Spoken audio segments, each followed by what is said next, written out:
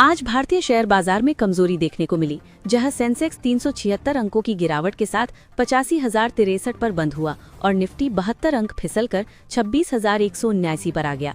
खास बात ये रही कि निफ्टी पूरे दिन 26,200 के स्तर से नीचे ही बना रहा, जिससे बाजार का मूड थोड़ा दबाव में दिखा। बाजार की चौड़ाई भी साफ तौर पर कमजोर रही, क्योंकि गिरने वाले शेयरों की संख्या बढ़ने वाले शेयरों से ज्यादा थी। एडवांस डिक्लाइन रेशियो 2:3 रहा, यानी हर 2 बढ़ने वाले शेयरों के मुकाबले 3 शेयरों में गिरावट देखने को मिली। रिलायंस इंडस्ट्रीज लिमिटेड आज बाजार पर सबसे ज्यादा दबाव बनाने वाले शेयरों में शामिल रहा। इस शेयर में करीब 10 महीनों की सबसे बड़ी एक दिन की गिरावट देखने को मिली, जिसने सेंसेक्स और निफ्टी दोनों को नीचे खींचने में अहम भूमिका निभाई। ट्रेंट आज निफ्टी का सबसे बड़ा नुकसान उठाने वाला शेयर रहा, जहां इसमें करीब 8% की तेज गिरावट दर्ज की गई। कंपनी का तिमाही रेवेन्यू ग्रोथ उम्मीद से कमजोर रहा, जिससे निवेशकों में निराशा देखने को मिली। आईटीसी का दबाव भी लगातार बना हुआ है। आज शेयर करीब 2% और गिरा, जिससे ये 2 साल से ज्यादा के अपने सबसे निचले स्तर पर पहुंच गया। एफएमसीजी सेक्टर में फिलहाल खरीदारी का भरोसा कमजोर नजर आ रहा है। फाइनेंशियल सेक्टर ने आज बाजार को कुछ हद तक संभालने की कोशिश की। निफ्टी बैंक इंडेक्स 74 अंक चढ़कर 60,118 पर बंद हुआ, जिसमें आईसीआईसीआई बैंक और कुछ इंश्योरेंस स्टॉक्स में अच्छी खरीदारी देखने को मिली। एचडीएफसी लाइफ आज निफ्टी के टॉप गेनर्स में शामिल रहा। महीने के सेक्टर डेटा से पहले निवेशकों की खरीदारी के चलते इस शेयर में मजबूती देखने को मिली, जिससे इंश्योरेंस सेक्टर को सपोर्ट मिला। कोटक महिंद्रा बैंक का प्रदर्शन थोड़ा कमजोर रहा और शेयर करीब 2% गिर गया। ये गिरावट तब आई जब कंपनी ने तिमाही नतीजों में ठीक ठाक ग्रोथ दिखाई थी, लेकिन बाजार ने फिलहाल इसे नजरअंदाज किया। मेटल सेक्टर आज फोकस में रहा, क्योंकि ग्लोबल मेटल प्राइसेस में मजबूती देखने को मिली। नैल्को और हिंडाल्को जैसे शेयरों में अच्छी तेजी रही, जिससे इस सेक्टर में सकारात्मक माहौल बना रहा। फार्मा सेक्टर से जुड़े कुछ शेयरों में भी जोरदार हलचल दिखी। डिवीज लैबोरेटरीज और एमवी में 5 से 8% तक की तेजी आई, जो पॉजिटिव ब्रोकरेज कमेंट्री के बाद देखने को मिली। इंडियन एनर्जी एक्सचेंज लिमिटेड में आज करीब 9% की तेज उछाल दर्ज की गई। मार्केट कपलिंग से जुड़े मामले में हुई ताज़ा डेवलपमेंट्स की वजह से निवेशकों ने इस शेयर में जमकर खरीदारी की। ब्रॉड मार्केट की बात करें तो मिड कैप शेयरों में कमजोरी ज्यादा साफ नजर आई। मिड कैप इंडेक्स 117 अंक गिरा, जहां ईएमएस स्टॉक्स में तेज बिकवाली दिखी। हालांकि कुछ चुनिंदा स्मॉल कैप शेयरों में गिरते बाजार के बावजूद तेजी बनी रही। गोल्ड और सिल्वर में आज मजबूती की सबसे बड़ी वजह जियोपॉलिटिकल टेंशन्स रहीं। खासकर वेनेजुएला से जुड़ी खबरों के चलते निवेशकों ने सेफ हेवन एसेट्स की तरफ रुख किया। गोल्ड की बात करें तो एमसीएक्स पर फरवरी फ्यूचर्स में सोना करीब 0.35% से 1.6% तक चढ़ता हुआ 1,38,500 से 1,38,700 रुपए प्रति ग्राम के दायरे में ट्रेड करता दिखा। अनिश्चित ग्लोबल माहौल में सोना एक बार फिर भरोसेमंद निवेश बनकर उभरा। चांदी ने आज गोल्ड से भी ज्यादा दम दिखाया। एमसीएक्स पर चांदी में 1.8% से 4.7% तक की तेज बढ़त देखने को मिली और ये 2,50,000 रुपए प्रति किलो का अहम स्तर पार कर गई, जो स्ट्रॉन्ग बाइंग इंटरेस्ट को दिखाता है।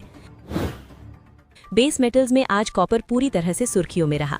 सप्लाई से जुड़ी चिंताओं और यूएस टैरिफ्स को लेकर डर की वजह से कॉपर ने ग्लोबल मार्केट में नया रिकॉर्ड बनाते हुए $13,000 प्रति टन का स्तर पार कर लिया। एमसीएक्स पर भी कॉपर में मजबूती साफ दिखी, जहां इसकी कीमत करीब 1.25% बढ़कर 1,330 रुपए प्रति किलो के आसपास पहुंच गई। एल्यूमिनियम में भी आज अच्छी खरीदारी देखने को मिली। इसमें करीब 1.7% की तेजी रही। एमसीएक्स पर क्रूड ऑयल करीब 0.36% फिसलकर 5,250 रुपए प्रति बैरल के पास ट्रेड करता दिखा। नेचुरल गैस में भी आज कमजोरी रही और इसमें 1% से ज्यादा की गिरावट दर्ज की गई। आज 6 जनवरी को डॉलर के मुकाबले रुपये ने मजबूत शुरुआत की और शुरुआती कारोबार में करीब 18 पैसे की रिकवरी के साथ 90.12 के स्तर तक पहुंच गया। लगातार 4 दिन की गिरावट के बाद ये रुपये के लिए एक राहत भरी वापसी मानी जा रही है। एफआईआई ने आज करीब 9,636 करोड़ रुपए की खरीदारी की, लेकिन 12,028 करोड़ रुपए की बिकवाली के चलते उनका नेट आउटफ्लो लगभग 2,392 करोड़ रुपए रहा।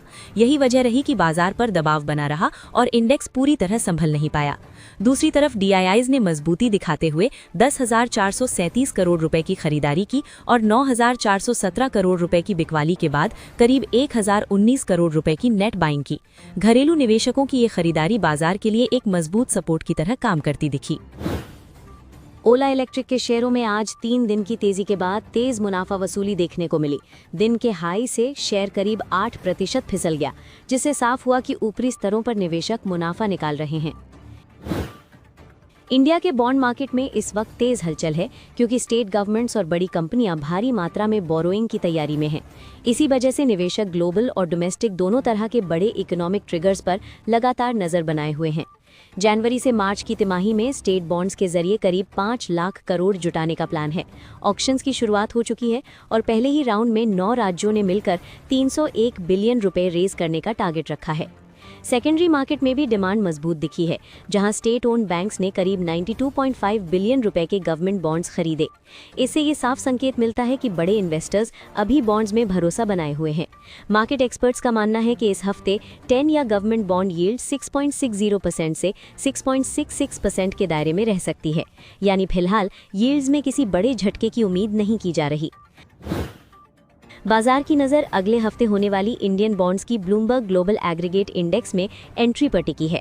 साथ ही 7 जनवरी को आने वाले 2026 के जीडीपी एस्टिमेट्स रुपये और बॉन्ड मार्केट की आगे की दिशा तय करने में अहम भूमिका निभा सकते हैं। कॉर्पोरेट बॉन्ड स्पेस में भी हलचल तेज है। सैटर्न फिनसर्व ने जुलाई 7, 2027 में मैच्योरिटी वाले बॉन्ड्स के जरिए 400 मिलियन रुपए जुटाने की योजना को बोर्ड से मंजूरी दिलाई है। टोरेंट फार्मा ने 125 बिलियन रुपए के नॉन कन्वर्टेबल डिबेंचर्स यानी एनसीडीज के जरिए फंड रेजिंग की अप्रूवल मांगी है। वहीं आरईसी ने 1.55 ट्रिलियन रुपए तक एनसीडीज के जरिए फंड रेजिंग को हरी झंडी दे दी है। जेएसडब्ल्यू स्टील को 50 बिलियन रुपए के एनसीडी इशू की मंजूरी मिल चुकी है। एक्सिस बैंक्स 350 बिलियन रुपए डेट रेज करने की तैयारी में है और बैंक ऑफ महाराष्ट्र ने FY26 के लिए 100 बिलियन रुपए के इंफ्रास्ट्रक्चर बॉन्ड्स को अप्रूव किया है। अदानी एंटरप्राइजेज ने हाल ही में 1000 करोड़ रुपए का बॉन्ड इशू लॉन्च किया था, जिसे महज 45 मिनट में पूरा सब्सक्राइब कर लिया गया। खास बात ये रही कि बेस इशू 500 करोड़ रुपए सिर्फ 10 मिनट में ही भर गया, जो बॉन्ड मार्केट में जबरदस्त डिमांड दिखाता है। केन्स टेक्नोलॉजी के शेयरों में ट्यूसडे 6 जनवरी को करीब 6.5% की तेज गिरावट देखने को मिली, जो पिछले करीब 1 महीने की सबसे बड़ी सिंगल डे गिरावट रही। हैरानी की बात यह है कि कंपनी की तरफ से एक्सचेंजेस पर कोई खास अनाउंसमेंट नहीं आया, फिर भी कुछ ही मिनटों में स्टॉक ने 1700 करोड़ रुपए से ज्यादा का मार्केट कैपिटलाइजेशन गंवा दिया। ब्रोकरेज फर्म जेफरीज ने स्टॉक पर अपना बाय रेटिंग बरकरार रखा है, लेकिन प्राइस टारगेट को 7,780 रुपीस से घटाकर 5,940 रुपीस कर दिया है। इसके बावजूद मौजूदा स्तर से इसमें करीब 55% अपसाइड की संभावना बताई जा रही है। कुल मिलाकर 26 एनालिस्ट्स केन्स टेक्नोलॉजी को ट्रैक कर रहे हैं, जिनमें 14 बाय, 8 होल्ड और 4 सेल की राय रखते हैं। स्टॉक आखिर में 3,783 रुपीस के स्तर पर 5.4% गिरकर बंद हुआ। Indian metals and ferro alloys यानी IMFA के शेयरों में भी ट्यूसडे को करीब 12% की भारी गिरावट आई और ये लगातार दूसरा दिन था जब स्टॉक दबाव में नजर आया। ये गिरावट जनवरी पिछले साल के बाद की सबसे बड़ी सिंगल डे फॉल है। IMFA को लेकर नेगेटिव सेंटिमेंट की बड़ी वजह साउथ अफ्रीका से जुड़ी चिंता है, जो ग्लोबल फेरोक्रोम सप्लाई का अहम हिस्सा है। सवाल ये है कि क्या वहां के फेरोक्रोम स्मेल्टर्स दोबारा चालू होंगे। रिपोर्ट्स के मुताबिक साउथ अफ्रीका की इलेक्ट्रिसिटी रेगुलेटर नर्सा एस्कॉम की एप्लीकेशन को फास्ट ट्रैक कर रही है। एस्कॉम वहां की गवर्नमेंट ओन्ड पावर यूटिलिटी है, जो बिजली जनरेशन से लेकर डिस्ट्रीब्यूशन तक संभालती है। GM ब्रियोरीज के शेयरों में तिमाही नतीजों के बाद तेज रिएक्शन देखने को मिला और ये एक समय 5.5% तक चढ़ गया। हालांकि बाद में मुनाफा वसूली आई, जो दिखाता है कि अच्छे नतीजों के बावजूद निवेशक ऊंचे स्तरों पर सतर्क हैं। कंपनी का मुनाफा सालाना आधार पर 91% बढ़कर 42 करोड़ रुपए पहुंच गया, जो पिछले साल 22 करोड़ रुपए था। ये उछाल मजबूत ऑपरेशनल परफॉर्मेंस और बेहतर मैनेजमेंट एग्जीक्यूशन की तरफ इशारा करता है। GM ब्रियोरीज की आमदनी दिसंबर तिमाही में 22% बढ़कर 202.5 करोड़ रुपए रही, वहीं EBITDA 80% उछलकर 53 करोड़ रुपए पहुंच गया। इससे साफ है कि कंपनी ने न सिर्फ बिक्री बढ़ाई, बल्कि लागत पर कंट्रोल रखते हुए मार्जिन भी मजबूत किए। श्याम मेटालिक्स एंड एनर्जी के शेयरों पर बिजनेस अपडेट के बाद दबाव दिखा क्योंकि दिसंबर और Q3 के आंकड़े पूरी तरह एक तरफा मजबूत नहीं रहे। कुल मिलाकर परफॉर्मेंस मिक्स्ड रही, जिस वजह से बाजार का रुख थोड़ा नेगेटिव बना। दिसंबर में कंपनी की कुल बिक्री में सालाना 19% और महीने दर महीने 44% की तेज बढ़त दिखी। वहीं स्टेनलेस स्टील में वॉल्यूम और कीमत दोनों का फायदा मिला। हालांकि Q3 के स्तर पर स्टेनलेस स्टील वॉल्यूम में करीब 10% की गिरावट ने निवेशकों को सतर्क किया। सेगमेंट वाइज देखें तो स्पेशलिटी एलॉयज ने मजबूत ग्रोथ दिखाई, जबकि पैलेट सेगमेंट में कमजोरी रही। यही फर्क बताता है कि कंपनी की तिमाही परफॉर्मेंस में ताकत और दबाव दोनों साथ साथ नजर आए। बिजली बाजार से जुड़े इंडियन एनर्जी एक्सचेंज लिमिटेड और सेंट्रल इलेक्ट्रिसिटी रेगुलेटरी कमीशन के बीच चल रहे केस में फिलहाल कोई अंतिम फैसला नहीं आया है। अपीलिएट ट्रिब्यूनल फॉर इलेक्ट्रिसिटी में सुनवाई के बाद मामला शुक्रवार तक के लिए टाल दिया गया है। सुनवाई के दौरान सेंट्रल इलेक्ट्रिसिटी रेगुलेटरी कमीशन की ओर से ये संकेत जरूर मिला कि 23 जुलाई 2025 के आदेश को वापस लिया जा सकता है। इसी बयान को बाजार ने इंडियन एनर्जी एक्सचेंज के लिए पॉजिटिव संकेत के तौर पर लिया। इस खबर के बाद इंडियन एनर्जी एक्सचेंज लिमिटेड के शेयरों में जोरदार खरीदारी देखने को मिली। शेयर पहले 10% चढ़कर 147 रुपये 81 पैसे पर अपर सर्किट में लॉक हुआ और बाद में करीब 14% की तेजी के साथ 150 रुपये के पार पहुंच गया। टाटा मोटर्स पैसेंजर व्हीकल्स के शेयरों में आज 4% से ज्यादा की गिरावट देखने को मिली, जिसकी मुख्य वजह जैगुआर लैंड रोवर की तीसरी तिमाही में कमजोर बिक्री रही। JLR के आंकड़ों ने निवेशकों की चिंता बढ़ा दी। 2026 की तीसरी तिमाही में जैगुआर लैंड रोवर की होल सेल्स सालाना आधार पर 43% गिरकर 59,200 यूनिट रह गई और पिछली तिमाही के मुकाबले भी करीब 11% की गिरावट आई। पूरे वित्त वर्ष 2026 में अब तक कुल होल सेल्स 26% से ज्यादा कम रही हैं। साथ ही रिटेल सेल्स में भी 25% की बड़ी गिरावट दर्ज की गई है।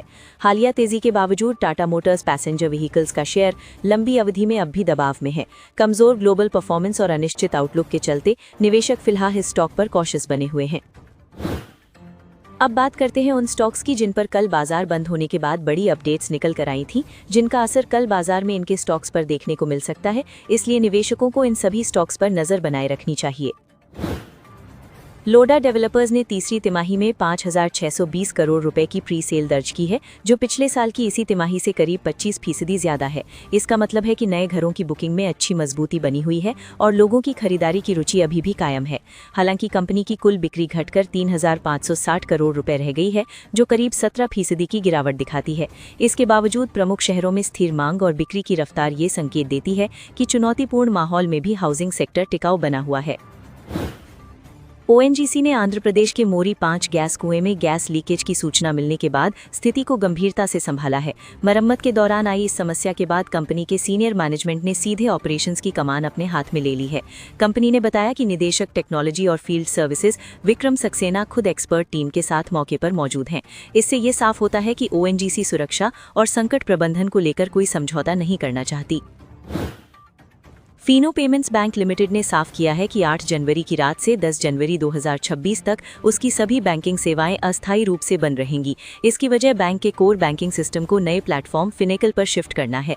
बैंक ने ग्राहकों को पहले से सतर्क करते हुए कहा है कि ये टेक्नोलॉजी अपग्रेड भविष्य में बेहतर और ज्यादा सुरक्षित बैंकिंग अनुभव देने के लिए किया जा रहा है, भले ही अभी कुछ समय की परेशानी झेलनी पड़े। सीएट ने जानकारी दी है कि कंपनी के बोर्ड की अहम बैठक 19 जनवरी 2026 को होने वाली है। इस बैठक में 31 दिसंबर 2025 को खत्म हुई तिमाही के अनऑडिटेड नतीजों पर चर्चा की जाएगी। निवेशकों के लिए ये बैठक इसलिए अहम है क्योंकि इससे कंपनी की ताज़ा वित्तीय सेहत और आने वाले समय की दिशा का अंदाजा मिलेगा। हिटाची एनर्जी इंडिया को 2025 के लिए ESG रेटिंग में बेहतर स्कोर मिला है। SES ESG research private limited ने कंपनी को 72.9 का स्कोर दिया है, जो पिछले साल के 70.1 से ज्यादा है। ESG स्कोर बढ़ने का मतलब है कि कंपनी पर्यावरण, सामाजिक जिम्मेदारी और कॉर्पोरेट गवर्नेंस के मोर्चे पर लगातार सुधार कर रही है, जो लंबे समय के निवेशकों के लिए पॉजिटिव संकेत माना जाता है। पिडिलाइट इंडस्ट्रीज लिमिटेड की सहायक कंपनी पिडिलाइट वेंचर्स ने पेपरफ्राई लिमिटेड में अपनी पूरी हिस्सेदारी TCC कॉन्सेप्ट लिमिटेड को ट्रांसफर कर दी है। ये डील 100% शेयर स्वैप के जरिए पूरी की गई है। इस ट्रांजैक्शन के बाद पिडिलाइट वेंचर्स के पास TCC कॉन्सेप्ट लिमिटेड में 2.20% की हिस्सेदारी आ गई है, जिससे कंपनी की निवेश संरचना में स्ट्रैटेजिक बदलाव देखने को मिलता है। बायोकॉन लिमिटेड की सहायक कंपनी ने अमेरिका में होने वाले एक हेल्थ केयर कॉन्फ्रेंस में 3 नए ऑन्कोलॉजी बायोसिमिलर्स लॉन्च करने की घोषणा की है। ये कदम कंपनी की ग्लोबल मौजूदगी और सस्ती कैंसर दवाओं के मिशन को और मजबूत करता है। शेयर 386 रुपये पर बंद हुआ। देवयानी इंटरनेशनल ने सैफायर फूड्स लिमिटेड के मर्जर के संबंध में अपडेट दिया है। कंपनी ने बताया कि मर्जर के बाद एक यूनिफाइड टेक्नोलॉजी प्लेटफॉर्म तैयार किया जाएगा, जिससे ऑपरेशन ज्यादा एफिशिएंट बनेंगे। वहीं यम ब्रांड्स पहले की तरह KFC के मार्केटिंग और ब्रांड स्ट्रैटेजी में अपनी भूमिका निभाता रहेगा, जिससे ब्रांड की पहचान और कस्टमर कनेक्ट बना रहेगा। कोफोर्ज के शेयरों में हाल की गिरावट के बाद मंगलवार को अच्छी रिकवरी देखने को मिली और स्टॉक 1660 के ऊपर पहुंच गया। एक महीने में करीब 15 से 16% गिरने के बाद निवेश सलाह आने से खरीदारी लौटी है।